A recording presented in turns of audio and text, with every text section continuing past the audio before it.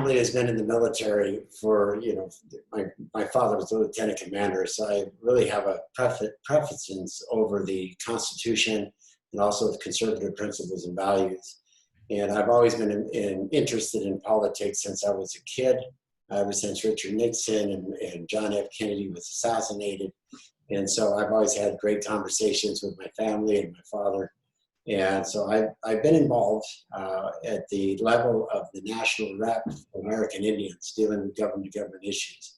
So because of what's been going on in our country, I've had a strong desire to get involved because I honestly believe it's going in the wrong direction. And what is it like running for office in terms of just, I guess, how you campaign and how you deal with, I guess just, yeah, what is it like running for office? It's very enlightening to really come in contact with the very diverse ideas and concepts of the constituents throughout the entire valley, from age groups as young as yourself, all the way up to people older than me. So it's very, very interesting, and it's very rewarding coming across some very, very respectable individuals within the district. And then at times when I have kids come out and want to talk about politics, it's rewarding as well because they're heavily interested in their future and they want to fight for their future.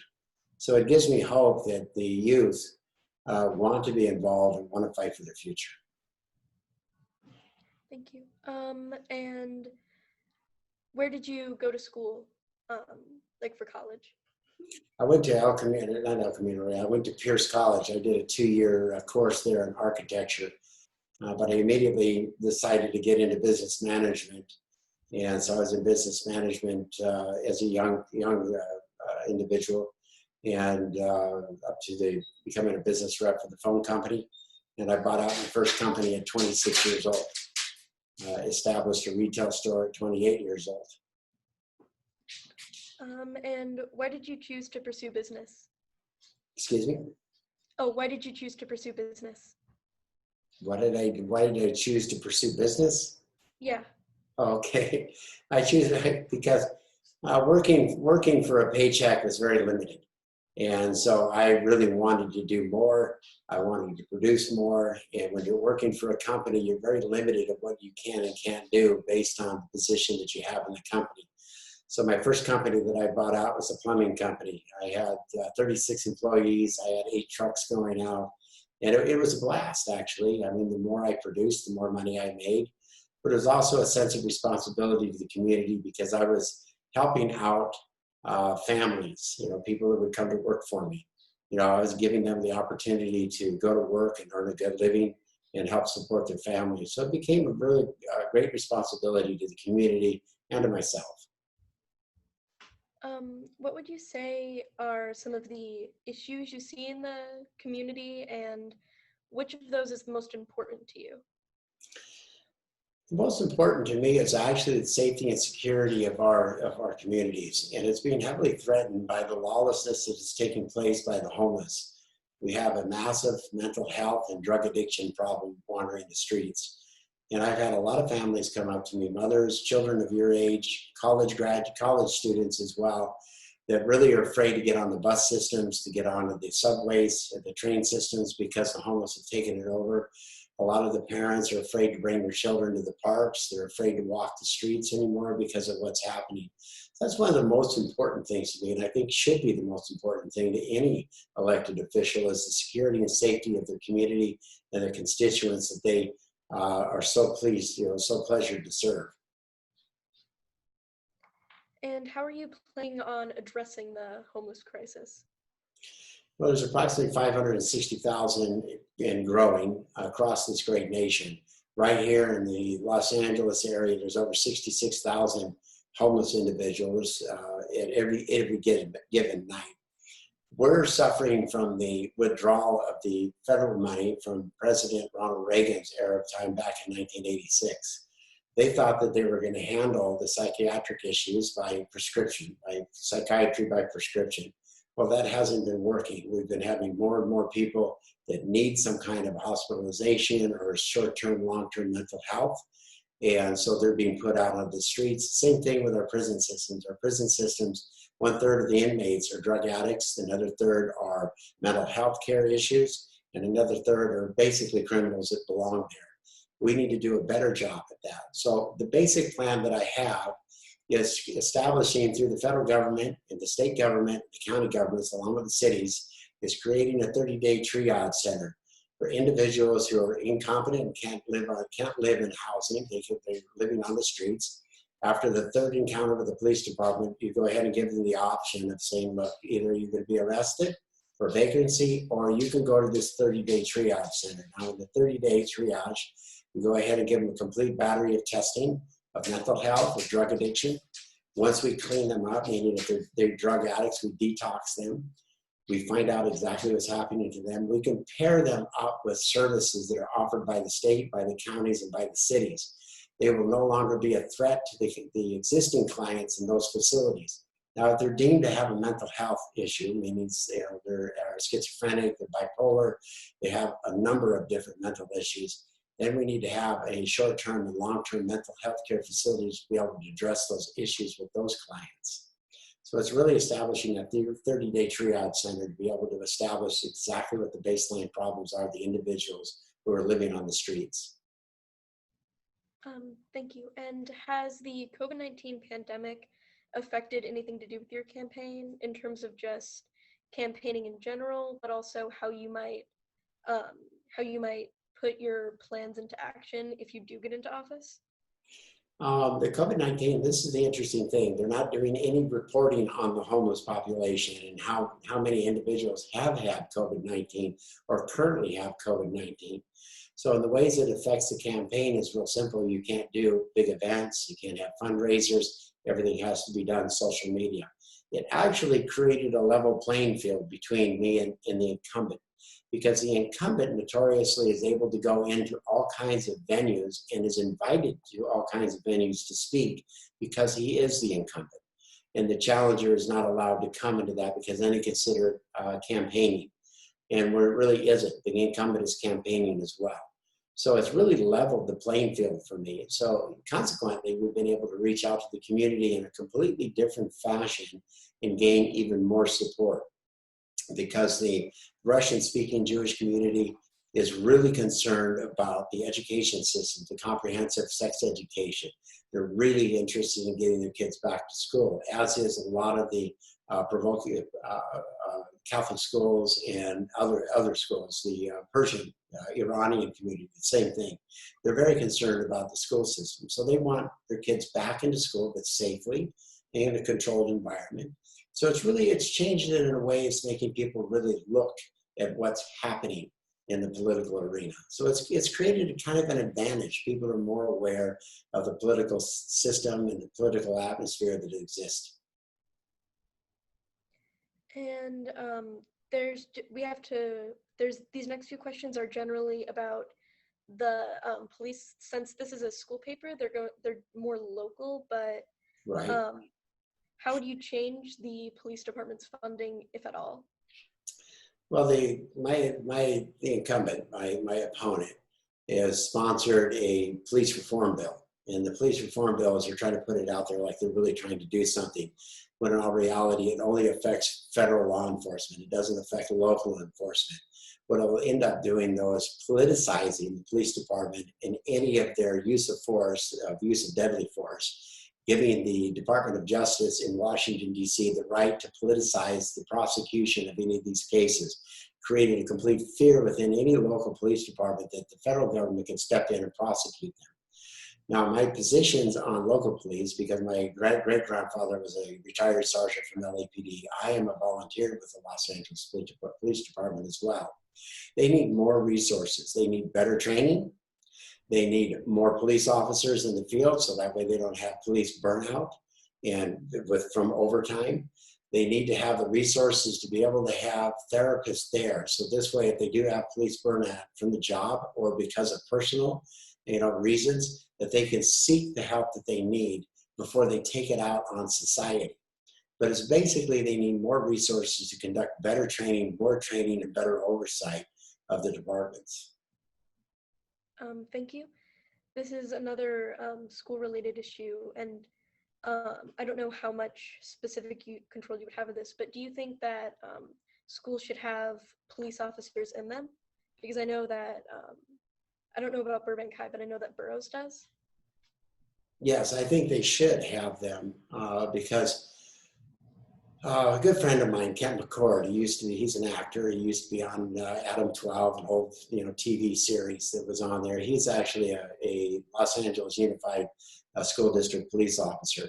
They actually provide a really great function, and that is a deterrent. If you know that there's police officers walking around the campus, you're not likely to, how would you say, create some major problems. But it gets into a better aspect, and I'm kind of glad you asked this question.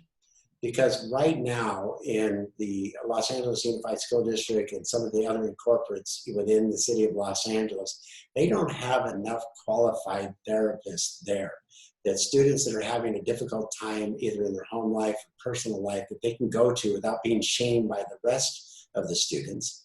And also having the opportunity, once they do go there and they express what's happening, maybe it's a family related issue, maybe there's a divorce, maybe there's drug abuse, maybe there's physical abuse going on in the home, that they have the opportunity for the whole family to have therapy without cost, it's free to them, but also without the public shame of the rest of the students going, oh, look at that person, there's a nut, No, it has to be done in a very discreet manner. Because the kids that have come to schools that have committed the murders and shooting up the schools, there's been red flags that have been there. There are major problems going on with them. They're socially distant, they're dressing up in all black, they're very disruptive. And some of these kids were actually very good students. They dressed nice, they had good grades, they were very articulate in their communications, but then something was happening in their home life that really changed the picture. And then they started getting bullied at school. They started having other social problems. Then he decided to take it out on the school. And that's when they came in there and had the massive school shooting. So we need to do a better job in that aspect because it's not all about law enforcement. It's about the deep compassion for the students and what is happening with the students themselves, but also the extended family of the students. And we need to do a better job there. Do you have any plans for reopening our schools and businesses safely in person? Absolutely. I believe in following the science, like everybody says. The CDC has actually put out some very strong recommendations how it should be done. And the majority of the teachers want to go back to school as long as it's conducted right. You can have in-person schooling and you can have the distance schooling, distant teaching, I guess it's called. You can have that as well. But I do honestly believe that there is a way, a very, very safe way of reopening the schools and allowing the children to go back. Because it's also creating a massive mental health issue. In the city of Los Angeles, the suicide hotline has gone up 8,000%. So a lot of people are suffering mentally by being locked up in their homes.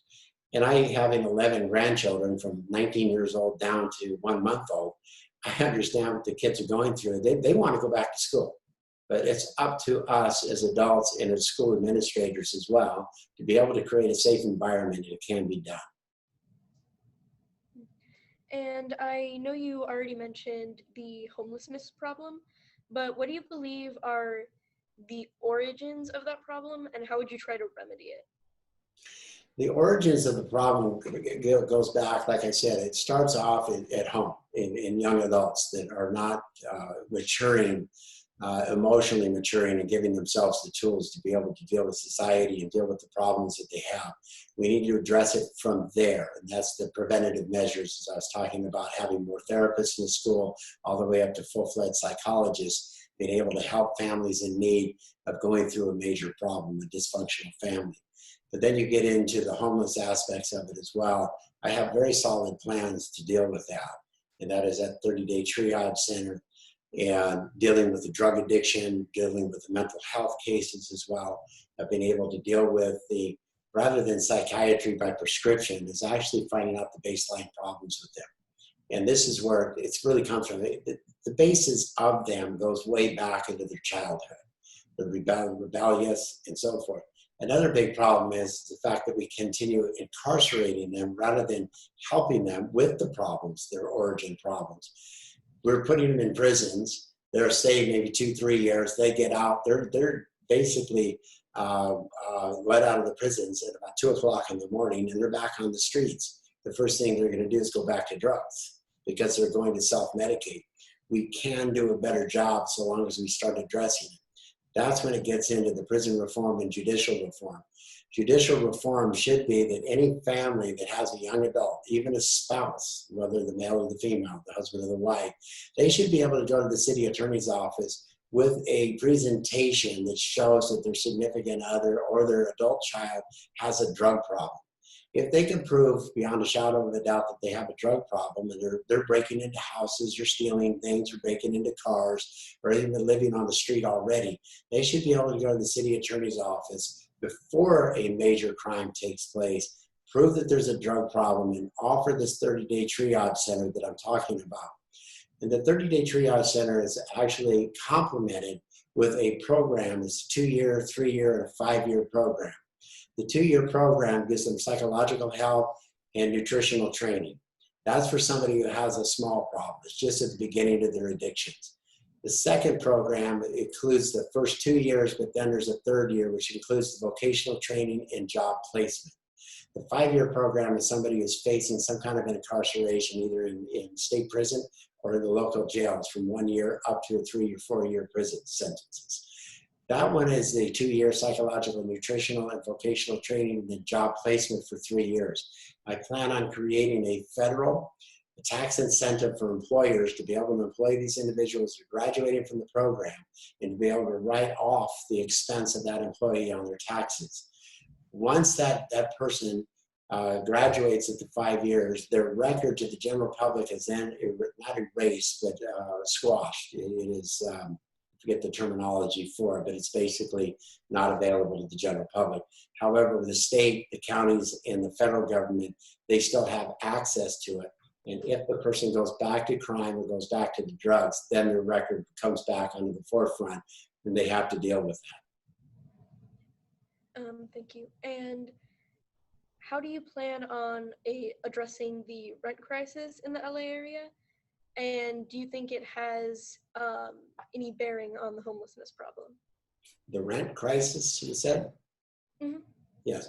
The rent crisis was created back in the 80s by a non-development attitude. They no longer wanted to develop more houses. So we have to address the fact that it's always a supply and demand. The less the supply, the higher the cost for it. That's in housing, that's in rental units as well. There's a ballot measure there's 2 ballot measures on this election cycle in November. One of them is the rent control. The rent control is going to make more of the apartment owners go ahead and take that apartment building and turn it into condominiums and sell them off as condominiums, which is going to cut the rent units down in the city of Los Angeles and elsewhere throughout the state of California. The property tax split rolls is going to raise rents as well, because every commercial building's cost is going to go up based on property taxes, which is going to increase rent. So we have to look at it from the other way. How are we going to increase the rental units and also the low rent rental units? We can only do that by allowing more of the developers to create more units and more housing.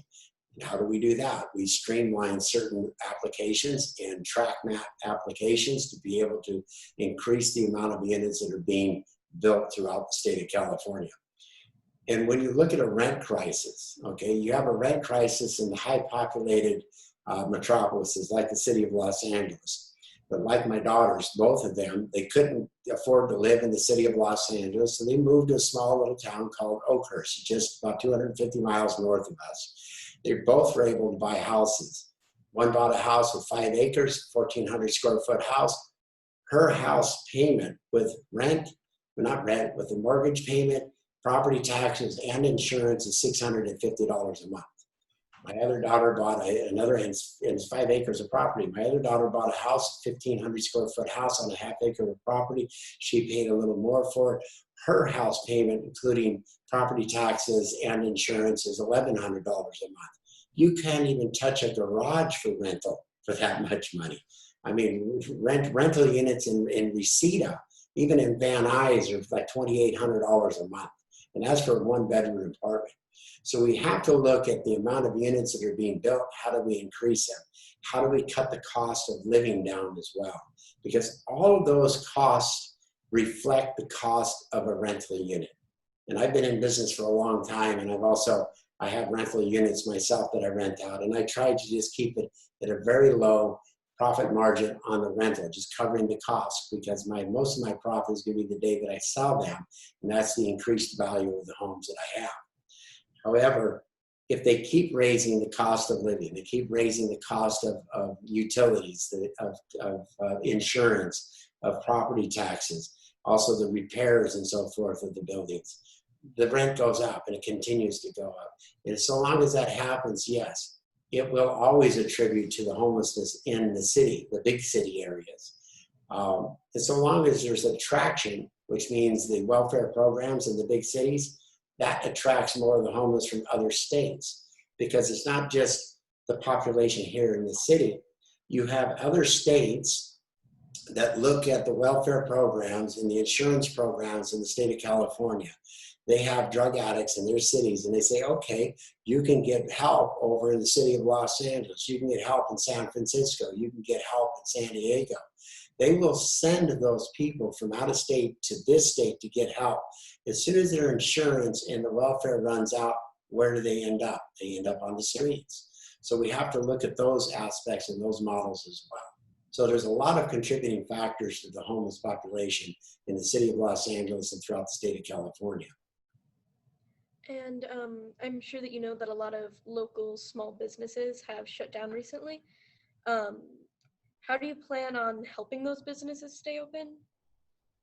Well, the COVID-19 pandemic, and because of the response by the California government, Gavin Newsom in particular, in wanting to keep the small businesses closed because of the pandemic and social distancing, but yet the big box stores, Costco, Lowe's, Home Depot, any of the big box stores where you can go in and buy food and supplies in bulk, they remain open.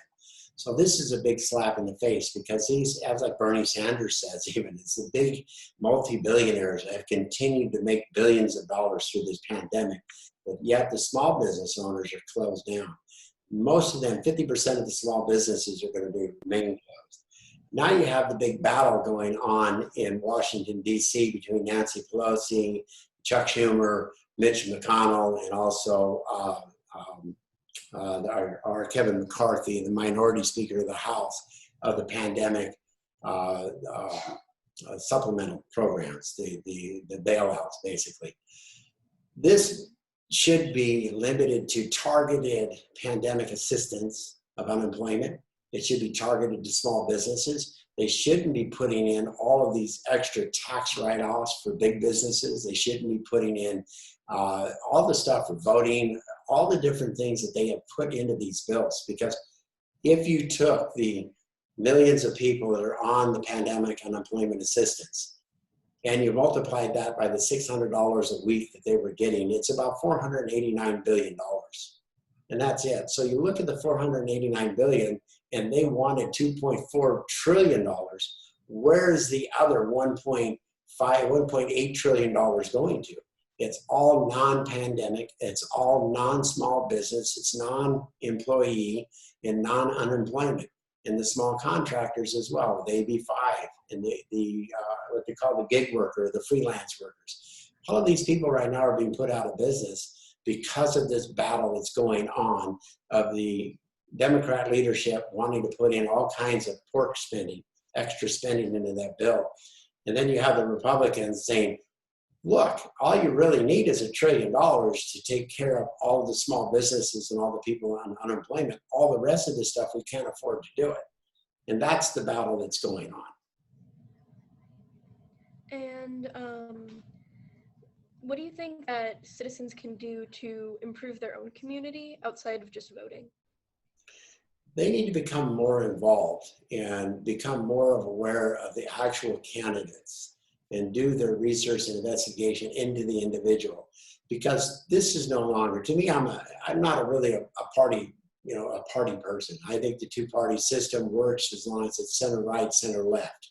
We have extreme right and extreme left in there, and this is the battles that are going on. But the swath of America, about at least 60 to 70% of America is center left, center right. We need to stop going into the polling booths and just voting Democrat because I was registered Democrat or I was registered Republican. You're most likely going to register in the party that your parents involved in. So I've always asked this question of anybody. Have you read the Democrat platform, both national and state? 99% of the people will say no. I say, well, then how do you know what you're voting for? I say the same thing to Republicans. Have you read the Republican national and local state platform? They'll say no. Well, how do you know what you're voting for? People need to get really involved and understand that civic right of voting at elections comes with a grave responsibility, and that's truly understanding what the party platforms are, what the candidate represents in their own personal life in that party platform, and how are they going to best represent you in the district that you're voting for. And if they don't represent you, they don't represent the district's best interest, then you vote them out. That's how you can become more involved. Those are all the questions that we had written down. This was a rather short interview, but thank you for your time. Absolutely. I think those are very, very well thought out questions. I really appreciated all of them. And I'm here to represent the entire community, whether you're Republican, Democrat, Independent, or even not registered to vote. My intentions is to stand up and fight for the entire community, regardless of your political affiliation. And this is what we need to get back to, is that kind of a dynamic. I am here for you as a public servant. I'm not here as my party representative to tell you what we're going to do to you. I want you to tell me what to do in Washington, D.C. And I appreciate your time and your reaching out as well. Thank you. Thank you.